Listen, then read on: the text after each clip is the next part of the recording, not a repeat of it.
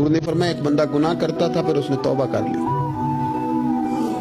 اگر کسی نے دوبارہ اسے وہ گناہ یاد کرایا کہ تو یوں ہوتا تھا، اگر کسی نے اسے دوبارہ گناہ یاد کرایا تو یاد کرانے والے کو اللہ سزا کے طور پر مرنے سے پہلے پہلے اس گناہ میں مبتلا کر دے۔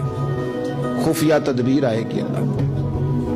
جس کو اللہ نے معاف کر دیا، زمین آسمان بھول گئے، فرشتوں کے دفتر سے اس کا گناہ محو کر دیا گیا، تو نے کیوں یاد رکھا؟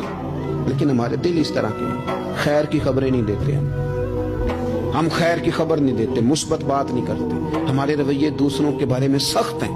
یعنی بہو سے داماد سے اختلاف ہو گیا، پھر اس نے معافی مانگ لی، پھر ہم نے معاف کر دیا، پھر ایک سال کے بعد دوبارہ لڑائی ہوئی تو پچھلی بات دوبارہ یاد کرنی چاہیے تھی، اس کی تو معافی دے دی تھی آپ نے، لیکن آپ نے پھر یاد کر لی وہ بات۔ اس کا مطلب ہے آپ نے صلح کی تھی، دل صاف نہیں کیا تھا۔